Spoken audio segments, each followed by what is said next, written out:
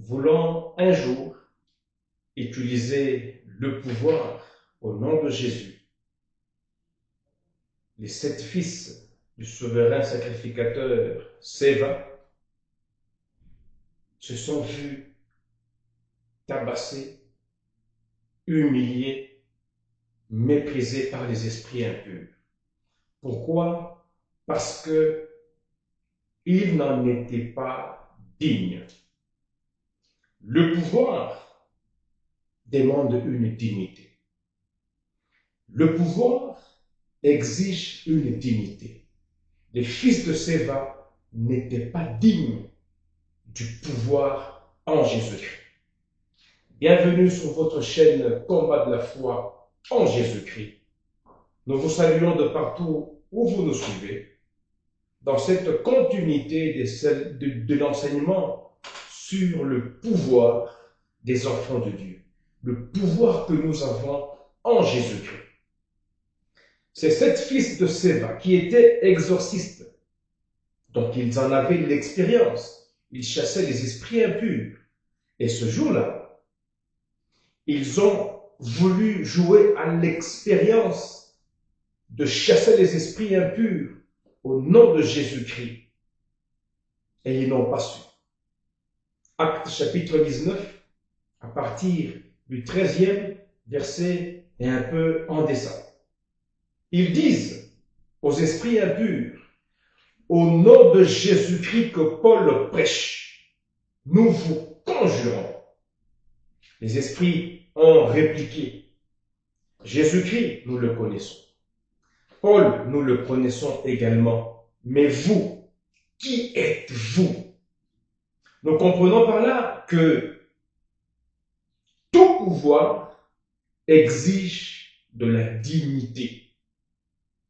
Tout pouvoir est bâti principalement sur une certaine dignité, une certaine légalité. Pourquoi? Parce que un pouvoir sans dignité, un pouvoir qui ne poursuit pas une certaine dignité, est un pouvoir qui n'aura que des échecs comme rendement. Ainsi, aujourd'hui, nous parlons de la dignité qu'exige le pouvoir.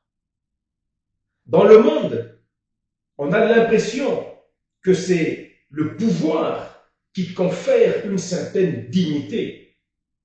Ainsi, nous pouvons voir dans le monde politique, il y a des personnalités qui, après un certain pouvoir reçu, sont appelées excellences, sont appelées honorables. Mais en Jésus-Christ, ce n'est pas le pouvoir qui confère la dignité, mais c'est d'abord la dignité qui fait qu'un pouvoir, le pouvoir en Jésus-Christ, soit exercé convenablement et avec un rendement positif à chaque fois. Excellence, honorable, reste à savoir si l'excellence est excellente dans ce qu'il fait, si l'honorable est honorable dans tout ce qu'il fait. Donc, ce n'est pas des appellations ou des qualificatifs qui font qu'un pouvoir est pouvoir, mais c'est plutôt la dignité que nous devons avoir en Jésus qui fera que le pouvoir que Jésus investit en nous puisse être pouvoir avec beaucoup de très bons résultats. Et c'est quoi cette dignité? Cette dignité commence par le fait d'avoir foi en Dieu. Nous avons dit, et nous l'avons lu dans le numéro passé, où il est dit à tous ceux qui l'ont reçu, à tous ceux qui ont cru en son nom, à tous ceux qui croient en son nom, elle leur a donné le pouvoir de devenir enfants de Dieu. Ne nous dit-on pas que sans la foi, il est impossible d'être agréable à Dieu. Donc un pouvoir doit être agréable à celui qui en est le souverain. Aujourd'hui, dans l'enseignement, nous voulons faire comprendre que, enfants de Dieu que nous sommes, peuple de Dieu que nous sommes, nous devons avoir une certaine dignité afin que Jésus-Christ, qui va faire habiter en nous son pouvoir, parce que ce pouvoir-là, c'est en son nom. Ce n'est pas en notre propre nom, encore moins dans le nom d'une certaine église, non. Le pouvoir que nous avons en Jésus, c'est un pouvoir qui est dans son nom et qui est exercé en son nom. Comme pour dire, c'est comme si c'est Jésus lui-même qui l'avait fait. C'est comme si c'est Jésus lui-même qui l'exerce. Et encore, c'est en son nom que nous pouvons utiliser ce pouvoir pour que ce monde, comme nous l'avons dit à l'introduction, soit plus agréable pour les hommes qui se donnent à Jésus. Devenir enfant de Dieu, c'est avoir plusieurs possibilités et des très bonnes possibilités pour être candidat, pour être digne du pouvoir de Jésus-Christ. Nous avons dit la foi, elle nous permet d'être agréable à Dieu. Donc Dieu ne peut pas accorder son pouvoir à quelqu'un qui ne lui est pas agréable. Comme au fils de Séva, le pouvoir en Jésus-Christ les a refusés. Le pouvoir a refusé d'être actif. Ce n'est pas que le pouvoir des enfants de Dieu en Jésus-Christ manque ou fait défaut. Le pouvoir est là. Il ne s'agit pas de demander le pouvoir. Il ne s'agit pas d'avoir besoin du pouvoir. Il ne s'agit pas d'être pressé d'utiliser le pouvoir, mais il faut d'abord en être digne. En être digne. Ça, c'est ce que nous devons comprendre, enfants de Dieu. Jésus-Christ a un très grand pouvoir qu'il a fait habiter et qu'il veut encore davantage faire habiter dans son peuple, dans son Église et plus dans ses enfants, dans ses serviteurs. Mais la grande question que nous devons nous poser aujourd'hui, en sommes-nous dignes? Or, la foi, c'est quoi? La foi, c'est non seulement la croyance en Jésus-Christ comme Sauveur et Seigneur, c'est également et plus encore l'obéissance que nous devons manifester à la parole que Dieu nous a donnée à suivre, à ses commandements. Nous voulons lire pour avoir encore des bons soubassements pour l'enseignement d'aujourd'hui. Le premier texte que nous voulons prendre, il est dans Colossiens chapitre 1er, le verset 9. Nous lisons. C'est pour cela que nous aussi, depuis le jour où nous en avons été informés, nous ne cessons de prier Dieu pour vous et de demander que vous soyez remplis de la connaissance de la volonté en toute sagesse et intelligence spirituelle. 10. Pour marcher d'une manière digne du Seigneur et lui être entièrement agréable, portant des fruits en toutes sortes de bonnes œuvres et croissant par la connaissance de Dieu. La volonté de Dieu, n'est-ce pas, c'est que nous communique et nous enseigne la parole de Dieu afin de marcher d'une manière digne et agréable au souverain de notre pouvoir, afin de grandir et de porter des fruits tous les jours, en toutes sortes de bonnes œuvres. Ils ont pensé que parce qu'ils citeraient le nom de Jésus-Christ, les démons, les esprits malins fuiraient. Mais on nous dit qu'ils ont été maltraités comme pas possible. Ce qui est très bien dans l'histoire, c'est que quand les Juifs en ont eu l'information, ils ont plutôt glorifié le nom de Jésus. Mais comment ça se fait que des gens qui ont été tabassés par les esprits impurs, malmenés et même déshabillés dans les Juifs, les personnes qui ont eu l'information, ils ont glorifié le nom de Jésus. Ça veut dire que le nom de Jésus n'est pas un nom duquel on peut se jouer aussi facilement. Ils ont glorifié le nom de Jésus parce qu'ils ont compris que le nom de Jésus ne donne de bons résultats que pour ceux qui en sont dignes. Le pouvoir dans le nom de Jésus n'a d'efficacité que pour ceux qui sont convenables et agréables au Seigneur. La plupart d'entre nous, enfants de Dieu, nous sommes prétentieux. Prétentieux parce que nous pensons que, puisque nous prions au nom du Seigneur Jésus, puisque tout ce que nous faisons, nous le faisons au nom du Seigneur Jésus, nous pensons que tout réussit. Et cependant, la réalité aujourd'hui sur le terrain est que plusieurs choses nous résistent.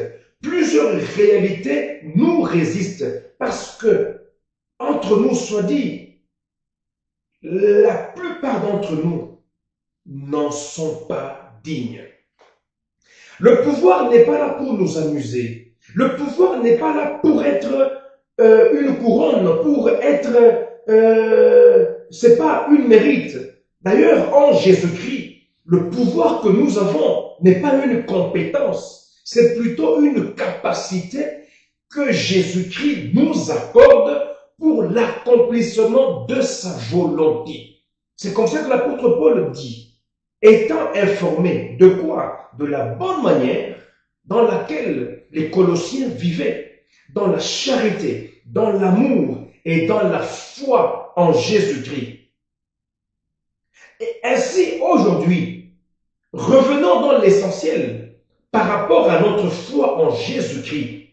Nous n'avons pas le pouvoir en Jésus pour prouver à ce monde que nous sommes forts. Nous n'avons pas la foi en Jésus et encore moins le ministère en Jésus pour démontrer à ce monde que nous valons plus que tout le monde. Non. Mais pour faire connaître au monde que dans ce monde, le plus puissant, le plus grand est celui qui accorde la vie éternelle et le bonheur. Ce n'est que Jésus-Christ. Donc le pouvoir en Jésus, c'est une puissance que Dieu démontre en nous et par nous. Ce n'est pas nous qui démontrons la puissance parce que nous le voulons, mais c'est Dieu qui amène des accomplissements merveilleux et miraculeux pour attirer le plus grand nombre d'hommes vers lui. La gloire, ce n'est pas ce que Jésus veut nous accorder.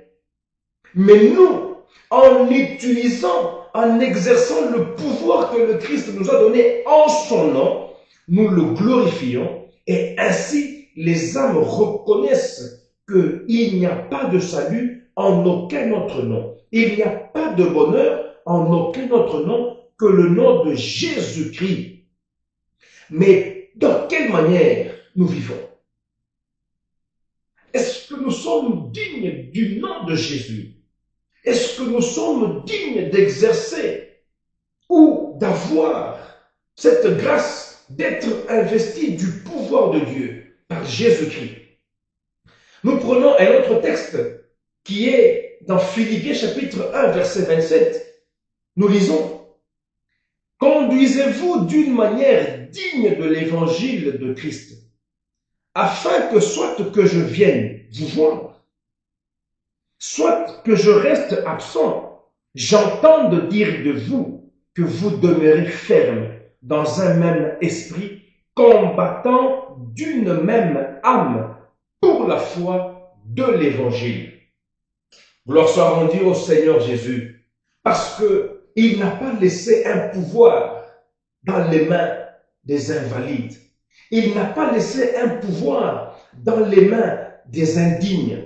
Mais il tient et il tiendra toujours à ce que son pouvoir, au nom de Jésus, soit tenu pour le salut des âmes, pour le bonheur de l'humanité. Aujourd'hui, dans le monde, on parle de pouvoir pour avoir beaucoup de dignité que ce pouvoir accorde. Mais vous remarquerez que plusieurs de ceux qui ont un certain pouvoir, en dehors de celui que Jésus-Christ donne, ils ne font que s'enfoncer dans le mal. Ils ne font que s'enfoncer dans un certain mépris. Ils ne font que s'enfoncer dans une confusion totale. Or, le pouvoir en Jésus-Christ n'est pas là pour apporter une confusion. Raison pour laquelle nous voulons insister sur la dignité de vie, la dignité dans la foi en Jésus, la dignité par rapport à la volonté de Dieu. Car Dieu a tant aimé le monde qu'il a donné son Fils unique, afin que quiconque croit en lui ne périsse point, mais qu'il ait la vie éternelle.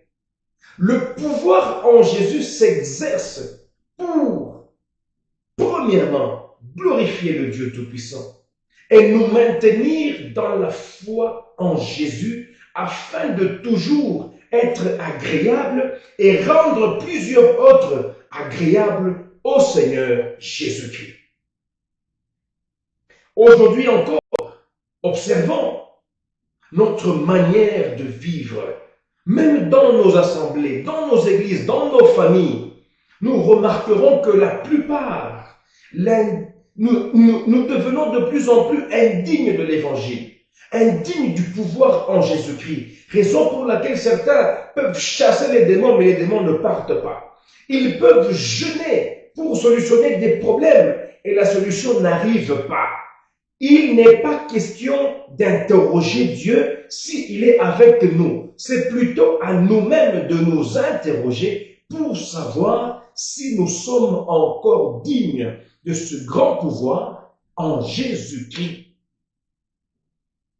Chers enfants de Dieu, chers serviteurs de Dieu, chers humains vivant sur terre, aujourd'hui, encore plus que jamais, nous vous invitons à rechercher cette dignité que nous devons avoir chaque jour devant le Seigneur Jésus.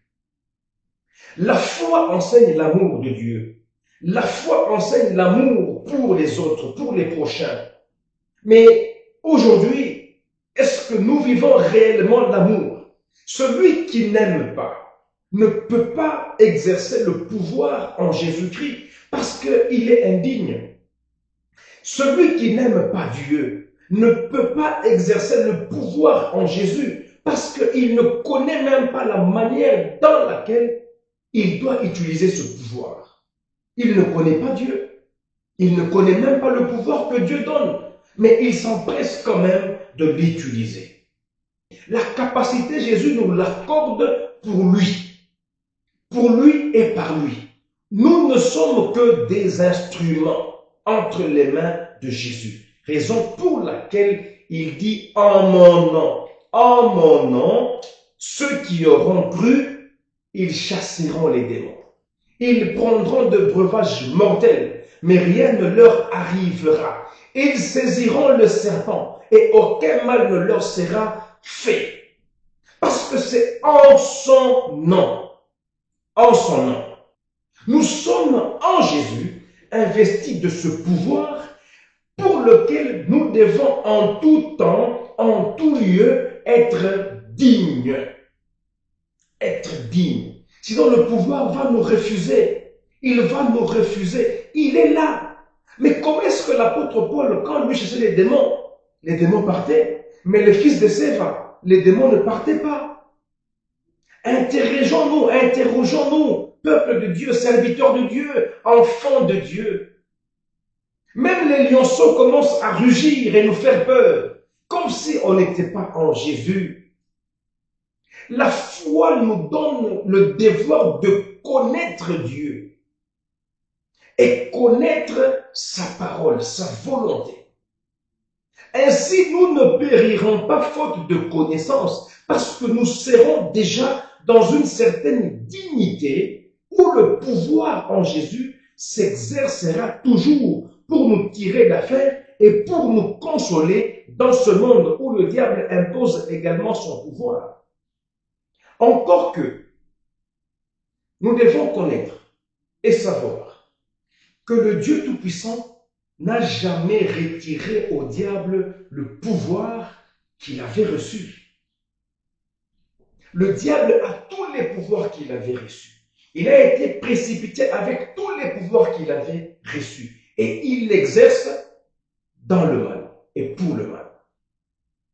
Raison de plus de demeurer en Jésus-Christ, de lui être agréable, de rechercher la connaissance de Dieu, de pratiquer la parole de Dieu, la bonne parole de Dieu qui est l'évangile, pour que notre foi grandisse et que le pouvoir que Jésus nous accorde chaque jour devienne encore un peu plus grand que celui que nous avions autrefois. Parce que les défis deviennent encore plus grands chaque jour. Chers enfants de Dieu, chère Église de Jésus-Christ, ne nous maintenons pas dans la prétention. Puisque je prie Jésus, je vais réussir. Non, tu peux prier Jésus et échouer. Dépendamment de la manière indigne dans laquelle tu vis. Tu peux prier Jésus, tu peux exercer ton ministère au nom de Jésus et réussir, dépendamment de la dignité de vie dans laquelle vous vous retrouvez en Jésus-Christ. Donc ici, le problème, ce n'est pas Dieu. Le problème, c'est nous. Le problème, c'est nous qui devons rechercher la dignité du pouvoir. Sinon, ça sera un pouvoir de nom. Mais sur terrain, ça sera calamité, échec, humiliation et pire encore, la mort éternelle. Donc, demeurons dans cette dignité que le Seigneur nous exige.